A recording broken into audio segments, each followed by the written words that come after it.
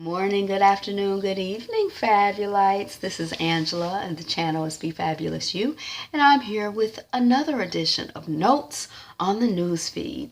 News just keep coming, don't it? Coming off of Business Insider, more than 100 federal agencies failed to report hate crimes to FBI's national database. So you're like, oh, it's only 2 hate crimes a year, except that 150 agencies ain't reporting as they're supposed to report. When they made this rule or this decision that these agencies needed to report this information to the FBI, that they not appoint someone to be accountable for making sure, for implementation, like who's responsible for making sure that this happens and for following up with people. Hey, we didn't get your numbers for this year. Hey, we didn't get your numbers for this month, this quarter, whatever. So who's responsible for that? Was someone made responsible for it? Or are they just out here making rules with no accountability? I mean, I'm just wondering. These are the questions, some of the questions that I have. That's coming off of Business Insider. Could X-Prize tablets replace teachers in Tanzania? So the way that I feel about this is this. I'm not a fan of, like, I feel like it's a big opportunity for propaganda. You don't even have a teacher involved with interpreting it. So instead of, like, you know, there's something powerful. There's a problem to me when, for example, black children or African children are educated by white people primarily as their primary source of information, as their primary source of guidance, as their primary source of information. You know, all information is filtered through these white people who see the world in a white way because they're white people, and they're advancing a white agenda because they're white people. So if you take the person out of the way, because sometimes even a teacher might have a curriculum that they have to follow, but they might be able to interpret that if they're a black person to their black children in a way that's relevant, because they're black people, they see the world in a black way, and they theoretically, hopefully, maybe, possibly have a black agenda of loving and supporting and educating black children to be black leaders and healthy, strong, competent people. So when you let a computer do it, it's like, you know, they've already tried to standardize the curriculum and to keep teachers really, really focused on teaching to the test, which limits their flexibility in working with students and working individually with students and working individually with communities of students. And so you can further standardize the education, like through computers, you can totally standardize the education system. So every person in the world through a computer, you could have, you know, every person in the country, every person in the world in the 3rd grade is getting this curriculum. They're getting it directly from the computer in the way that whoever is creating the curriculum, whoever is the propagandist, has determined is the way for them to get that information. And there's no filter. So there's no hope, you know, of filtering if it's just directly from the propagandist to the child. It makes sense in my head, but I'm not quite sure if I know how to articulate it. But I have a strong feeling against this. That's what I'm, you know, I'm not necessarily a fan of this. Or it's a concern. I'm concerned about it. My feet can't stop, and this is talking about, it's an article talking about maintaining traditional dance in the computer age. It's coming off of BBC. Pop-up market helping keep black-owned businesses viable in Boston's Dudley Square. I've been to Boston once for a conference like 25, 30 years ago. I'm not really very familiar with it. I got the impression when I was there that there were a lot of Haitian people there.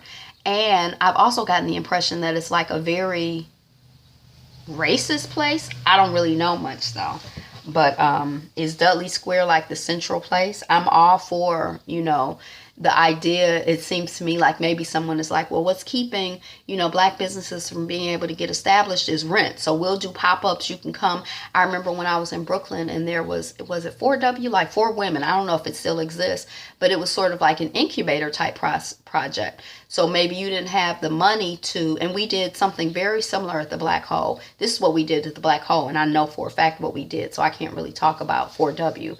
But you might not have the money to rent the space yourself, but in the Black Hole, when I was there were like 3 or 4 different, or maybe 5 different business owners, and it was a collective. It was the Black Hole Collective. And then there were also, the main people had, their stuff there and they had space there. But then there was also room for people to rent, just a little showcase for, $50 a month, $100 a month, or whatever like that. And as a shopper, when you came in the store, you didn't know, oh, this is Angela's incense, or this is, Mary Sue's that. You just picked up what you wanted, and the coding, when the ringing happened, when you checked out, that's who got the money or whose account it went into. So it was I think it's a great way to support businesses. So I don't know if that's what they're doing in Dudley Square in Boston, because it says pop-up. When I think of pop-ups, I think of like short-term things. Like, a friend of mine does art. Since I've been here, he's done a couple art pop-ups, and they'll be like a weekend or a week, not like forever.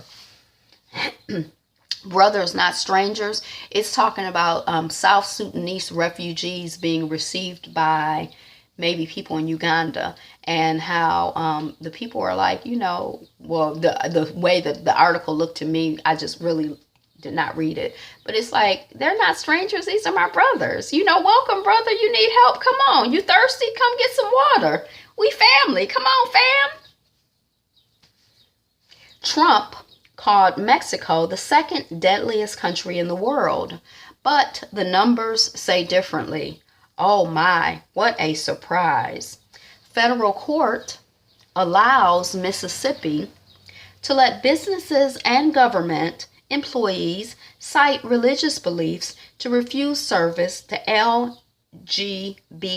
people. Now, when I work with the public, I kind of feel like, especially when I'm working for someone else, in my own business, I can select, who I want as a client and who I don't want as a client. And there are some people, I haven't had the experience of like, well, I'm not going to work with this person because they're white, or I'm not going to work with this person because, whatever. Usually it's just like a chemistry thing. Like, some people just seem like more trouble and drama than is worth it for me. So those people I choose not to work with.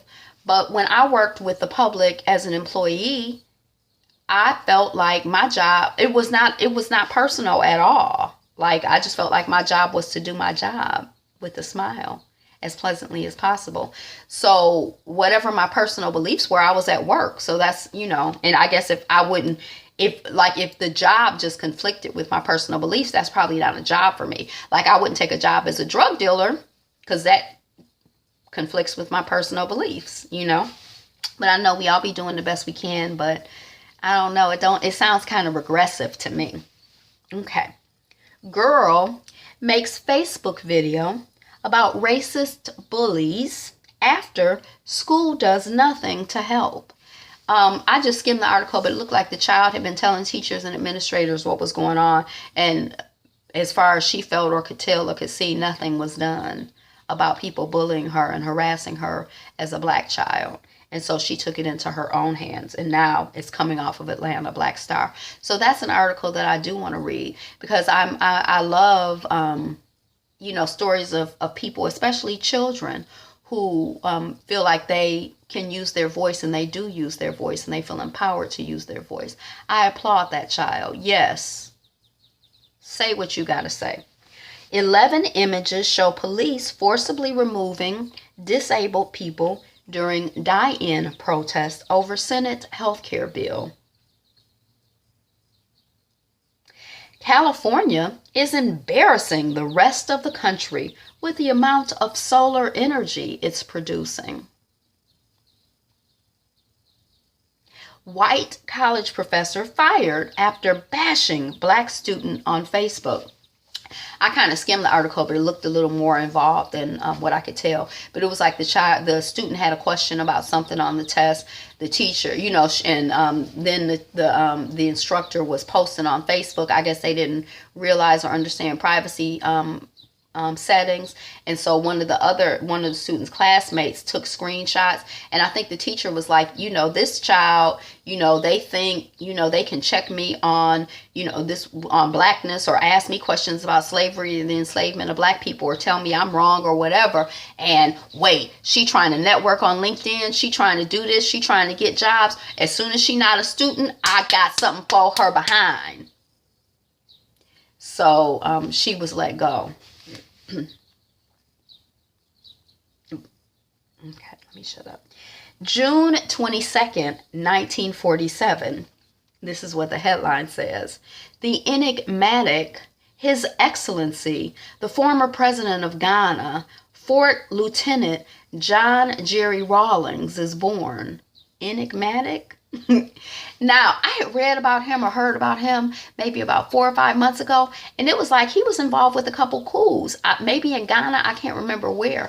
But, and I don't really, being on the outside looking in, trying to research stuff, you don't really know the story. But the impression that I got is that his behind is like, this administration is not for my black Ghanaian people, so we about to take over. And then he was president for a while, and then he, stepped down. And then, people got to acting, for the people. And he like, I'm not for that. So he took over again. He seemed really smart and progressive and for the people to me. So happy birthday, Baba Jerry Rawlings. June 22nd, 1910, acclaimed African-American choreographer Katherine Dunham was born. Yay, Mama Katherine Dunham. June 23rd, 1940, happy birthday, Wilma Rudolph, the legendary sprinter and famous U.S. Olympic champion. Yay, happy birthday, Mama Wilma. Which Detroit buildings have the most beautiful interiors? Y'all, I went inside the Guardian building for the first time last month. It's really quite stunning in there. I didn't read the article, but it made me think, wow, now I've been in some buildings because, there's so much beautiful work inside of houses and stuff in Detroit that I've been in buildings where you're like, oh my gosh, it's so beautiful. Wow, look at this. Just the detail work and the quality of the workmanship and the craftsmanship in so many places in Detroit is really quite, you just walk down the street sometimes and you're like, wow, or I am, wow. But when I went in the Guardian building, I'm like, I had no idea. This is, oh my gosh, it's a lot going on. So I want to know. I don't know if I want to know that bad enough to look, bad enough to go visit. But yes, it is some beautiful buildings here. Traces of the Trade, documentary filmmaker investigates her family's dark past. And this was someone, a white American, who was looking at her family's connection to the enslavement of Africans. Magufuli ban on pregnant schoolgirls angers Tanzanians. So he was saying, I think he's the president, he was saying, when a girl gets pregnant, she can't focus on school, she needs to focus on being a mama. And the Tanzanians are like, a lot of the people are like, oh no, we not for that. And I was thinking before I even clicked, just the headline, it's like, when you're talking about schoolgirls being pregnant, a lot of times I think that they might be, have experienced molestation and rape. And I feel like if they haven't experienced molestation and rape directly, something is going on sometimes when you see young girls who are sexually active and engaging in sexual promiscuity. Like, what's really going on? Why are they doing that? What has happened to create this this situation where this young girl is focused on sex in this way?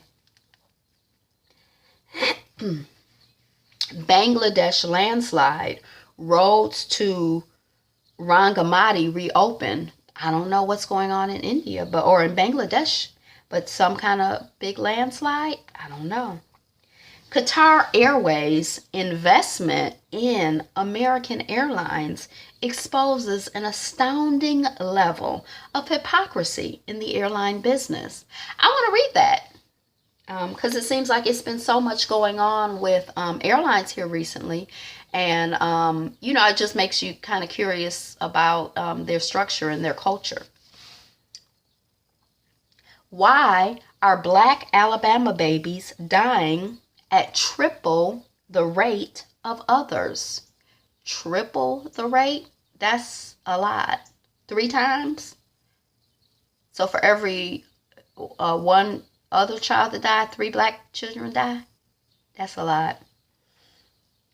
Deaths from Venezuelan anti-government protests climb to 75 in near daily demonstrations. What's going on in Venezuela? Yeah, I got to read about it, because who was having the fires the other day? It wasn't Venezuela.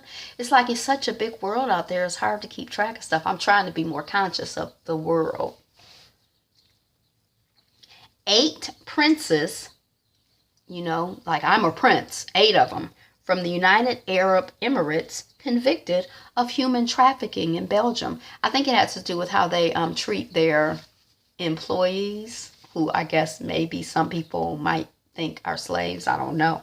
But I thought that was interesting. Qatar. Arab state sends list of steep demands. That's all I got. Yeah, I'm sickly. And those berries out there look good. Be you, be fabulous you, and have a wonderful, fabulous day. And remember, today is the best day ever, and you are number 1.